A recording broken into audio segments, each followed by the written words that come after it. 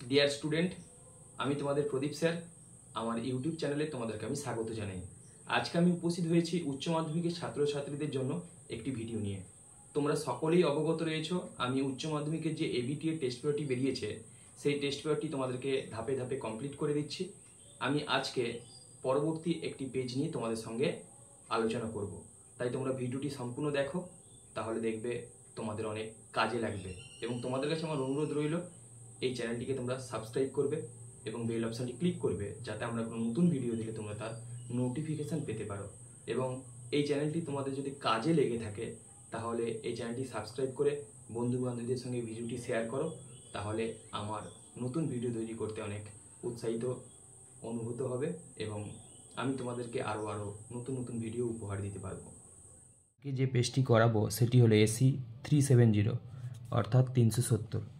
তার একের দাগে রয়েছে, দেখো, ওয়েগনারের মতে ড্যাশ যুগের শেষ ভাগ পর্যন্ত পৃথিবীর মহাদেশীয় ভূখণ্ডগুলি একত্রিত হয়ে একক ভূখণ্ডরূপে অবস্থান করত। এটি হবে এর অপশানটি ঠিক, প্যালিওজয়িক। তারপর দুইয়ের দাগে রয়েছে, দেখো, বিবৃতি 1-এ দিয়েছে প্যানজিয়া ভাঙতে শুরু করে মেসোজয়িক যুগে। এটি ঠিক রয়েছে। তারপরে দেখো, উপদ্বীপীয় ভারতবর্ষের উত্তর দিকে ও অস্ট্রেলিয়ার পূর্ব দিকে সঞ্চালনের ফলে ভারত মহাসাগরের সৃষ্টি হয়। এটিও ঠিক, অর্থাৎ সি এর অপশানটি হবে। দুটি বিবৃতি সঠিক। তারপর দেখো, 3-এর দাগে রয়েছে অভিকর্ষজ বলের টানে ভূমির ঢাল বরাবর আবহবিকারগ্রস্ত পদার্থ নেমে এলে তাকে ধস বলে। দেখো, বি এর অপশানটি সঠিক হবে। এরপর দেখো, বাম দিক ডান দিক মেলানো রয়েছে। এটা হবে প্রথমটা পাতন প্রস্তর হবে দ্রবীভূত চুনাপাথর ফোঁটা ফোঁটা আকারে সঞ্চয়। তারপর দেখো, প্রবাহ প্রস্তর হবে প্রবাহমান জলের দ্বারা বাহিত হয়ে সঞ্চয়। সিয়েরটা হবে জলপ্রবাহের গুহা প্রান্তে সঞ্চয় এবং হেলিকটাইড হবে গুহার মধ্যে বক্রভাবে সঞ্চয়, অর্থাৎ ডি এর অপশানটি সঠিক হবে। তারপরে দেখো, 5-এর দাগের প্রশ্ন ছিল সোয়ালো হোলের মুখ থেকে ভূ অভ্যন্তরে বিস্তৃত সুড়ঙ্গ পথটিকে বলা হয় পোনর। তারপর দেখো, 6-এর দাগে রয়েছে উচ্চ অক্ষাংশে হিমবাহের ক্ষয়ে সমুদ্রের উপকূল ভাগ নিমজ্জিত হলে হিমদ্রোণীগুলি জলমগ্ন হয়ে গঠন করে ফিওর্ড। তারপর দেখো, 7-এর দাগে রয়েছে একটা ছবি দেওয়া রয়েছে, এখানে এ বি সি বলে এটা মেনশন করা রয়েছে। এ হবে পিরামিড চূড়া, বি হবে কড়ি, সি হবে এটি। তারপর দেখো, 8-এর দাগে রয়েছে নিম্নলিখিত বিবৃতিগুলি বিবেচনা করো। তার এতে দেওয়া আছে, দেখো, মধ্য ও উচ্চ অক্ষাংশে বায়ুমণ্ডল থেকে বরফের টুকরো পতিত হয় যাকে স্লিট বলে। আর কারণ দেওয়া আছে, দেখো, ঊর্ধ্বগামী জলীয় বাষ্পের ঘনীভবনে স্লিট, শিলাবৃষ্টি, তুষারপাত সৃষ্টি হয়। এটি হবে সি এর অপশানটি ঠিক। দুটি বিবৃতি সঠিক এবং 2 নং বিবৃতি 1 নং বিবৃতি সঠিক ব্যাখ্যা। তারপর দেখো, 9-এর দাগের কোশ্চেন রয়েছে বায়ুমণ্ডলের ধূলিকণা লবণকণাকে আশ্রয় করে জলীয় বাষ্প জলকণায় পরিণত হয়। এই কণাগুলিকে বলে ঘনীভবন কেন্দ্রাণু, অর্থাৎ এর অপশানটি সঠিক হবে। এরপর দেখো, 10-এর দাগে রয়েছে নিম্নলিখিত বিকল্পগুলির মধ্যে গভীর সমুদ্রের তলদেশে সঞ্চিত পদার্থের সঠিক শ্রেণীবিভাগটি হলো, এটা হবে ডি এর অপশানটি ঠিক, টেরোপট, গ্লোবিজারিনা, রেডিওলারিয়ান, ডায়াটম। তারপর দেখো, 11-এর দাগে রয়েছে যে পদার্থের শতকরা সর্বাধিক উপস্থিতির পরিমাণের দ্বারা সমুদ্রের জলে লবণতা নির্ণয় করা হয় সেটি হলো ক্লোরাইড, অর্থাৎ এর অপশানটি সঠিক হবে। তারপর দেখো, 12-এর দাগে রয়েছে অভিসারী পাতসীমানায় অধঃপাত অঞ্চলে মহাদেশীয় পাতের নিচে ভারী সামুদ্রিক পাত অ্যাস্ট্রোস্ফিয়ারে অনুপ্রবেশ করায় ড্যাশের সৃষ্টি হয়। এটি হবে গভীর সমুদ্রখাত, অর্থাৎ সি এর অপশানটি সঠিক। তারপর দেখো, 13-এর দাগে রয়েছে ভারত মহাসাগরের জল অপেক্ষা লোহিত সাগরের জল উষ্ণতর হওয়ার কারণ হলো, এইখানে যে অপশানগুলো রয়েছে তার মধ্যে হবে আবদ্ধ সমুদ্র। তারপর দেখো, 14-এর দাগের কোশ্চেনটা রয়েছে, একটা ছবি দেওয়া রয়েছে, এটাকে কী নির্দেশ করছে, এটি হবে সি এর অপশানটি সঠিক। বাস্তুতন্ত্রের শক্তি ও পুষ্টি প্রবাহ আন্তঃসম্পর্কযুক্ত একাধিক খাদ্য শৃঙ্খলের মাধ্যমে পরিবাহিত হয়ে খাদ্যজাল গঠন করে। তারপরে দেখো, 15-এর দাগের প্রশ্ন রয়েছে পৃথিবীর কোনো নির্দিষ্ট অঞ্চলে জীবের মোট পরিমাণকে বলা হয় জীবভর বা বায়োমাস।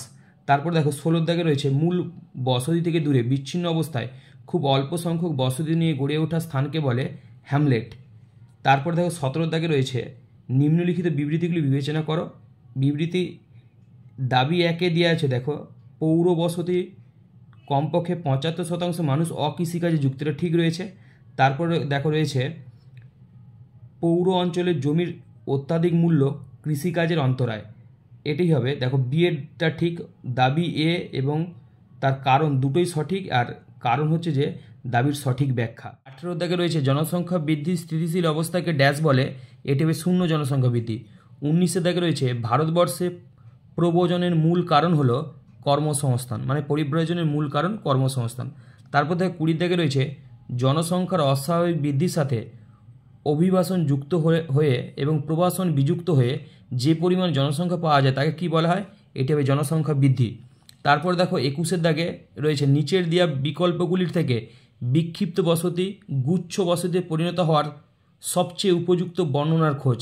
এখানে যে 4টা বর্ণনা দেওয়া আছে এই 4টা বর্ণনাই হবে সঠিক। তারপর দেখো 22 দাগের প্রশ্ন রয়েছে, অর্থাৎ এই যে 21 দাগের কোশ্চেনটির উত্তর হবে এরটা, মানে 4টি বর্ণনাই সঠিক। তারপর দেখো 22 দাগে রয়েছে দুটি মূল নগর একত্রে যুক্ত হলে তখন তাকে ড্যাশ বলে, এটি হবে দ্বৈত নগর। তারপর 23 দাগের কোশ্চেনটি রয়েছে সঠিক বিকল্প চয়ন করো। পৌর বসতির অবস্থানকে প্রভাবিত করে এমন কিছু কারণ হলো, এটি হবে উন্নত পরিবহন, শিল্পের সুবিধা, উচ্চশিক্ষা, ব্যবসা বাণিজ্য, অর্থাৎ এর অপশানটি সঠিক হবে। এরপর দেখো 24 দাগের প্রশ্ন রয়েছে ভারতের পাঁচমারি, মিরাট, ব্যারাকপুর এগুলো কি শহর, এটি হবে প্রতিরক্ষা শহর। তারপর দেখো 25 দাগের রয়েছে বাম দিক ডান দিক মেলানো, এটা হবে বনভূমির মধ্যে অবস্থিত বসতি হবে সবুজ গ্রাম, মরুভূমির মধ্যে রাত্রিবাসের বসতি হবে ক্যারাভেন সরাই, শহর বিকাশের অন্তিম পর্যায়কে বলবো নেক্রোপলিস, আর অন্তস্থ নগরের পার্শ্বস্থ এলাকা হবে উমল্যান্ড। অর্থাৎ এইখানে দেখো বি এর যে অপশানটা রয়েছে সেই অপশানটি সঠিক হবে।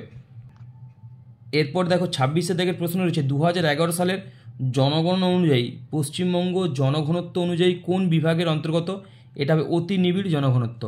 তারপর দেখো তোমরা অনুচ্ছেদটি পড়বে, আমি অনুচ্ছেদটি পড়েছি। 27 দাগের প্রশ্নটি রয়েছে মাইথন বাঁধ কোন নদীর উপর অবস্থিত, এটি হবে বরাকর। 28 দাগে রয়েছে অধিক জনবহুল অঞ্চলে জলবিভাজিকা স্থানে মৃত্তিকা ক্ষয় রোধ করতে হলে যে বিষয়টি গুরুত্বপূর্ণ তা হলো লম্বা শিকড়যুক্ত ঘাস এবং বৃক্ষরোপণ, অর্থাৎ সি এর অপশানটি সঠিক হবে। তারপর দেখো 29 দাগে রয়েছে ভারতের কোন রাজ্য প্রথম বৃষ্টির জল সংরক্ষণের জন্য আইন চালু করে, এটি হবে তামিলনাড়ু। 30 দাগে রয়েছে একটি স্তম্ভ মেলানো, হেমাটাইট হবে আকরিক লোহা, পাইরোলুসাইড হবে ম্যাঙ্গানিজ, চ্যালকোসাইড হবে তামা, আর মাস্কোভাইট হবে অভ্র।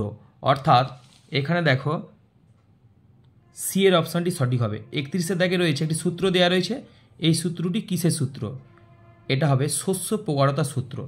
তারপর দেখো 32 দাগে রয়েছে ভারতের গুরুত্বপূর্ণ সড়ক যোগাযোগ ব্যবস্থা পূর্ব পশ্চিম করিডর পূর্বে আসামের শিলচর থেকে পশ্চিমে গুজরাটের পোরবন্দর পর্যন্ত বিস্তৃত, অর্থাৎ সি এর অপশানটি হবে।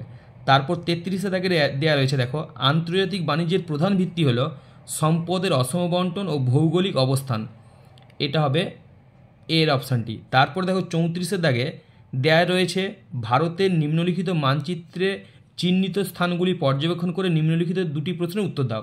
দেখো এখানে একটা এ স্থান চিহ্নিত করা হয়েছে, এই এ স্থানটি কোন দুটো ফসল উৎপাদনের জন্য প্রসিদ্ধ, এটা ডি এর অপশানটি হবে চা এবং পাট। তারপরে এখানে বি স্থান দেওয়া রয়েছে, এই বি স্থান এই রাজ্যটা কিসের জন্য বিখ্যাত বা কি খনিজ উত্তোলনের ক্ষেত্রে প্রসিদ্ধ, এটা হবে কয়লা এবং ইউরেনিয়াম। ডিয়ার স্টুডেন্ট, ভিডিওটি সম্পূর্ণ দেখার জন্য তোমাদেরকে অসংখ্য ধন্যবাদ জানাই। তোমরা আমাদের এই চ্যানেলটিকে সাবস্ক্রাইব করো এবং বন্ধু বান্ধবীদের সঙ্গে শেয়ার করো, যাতে আমাদের এই চ্যানেলটি অনেক বড় হতে পারে, তার জন্য সহযোগিতার হাত বাড়িয়ে দিও। আমি এই চ্যানেল থেকে জিওগ্রাফি রিলেটেড বিভিন্ন ধরনের ভিডিও পোস্ট করব, সেই পোস্টগুলো যাতে তোমাদের কাছে তাড়াতাড়ি পৌঁছে যায় তার জন্য সাবস্ক্রাইব করে রেখো।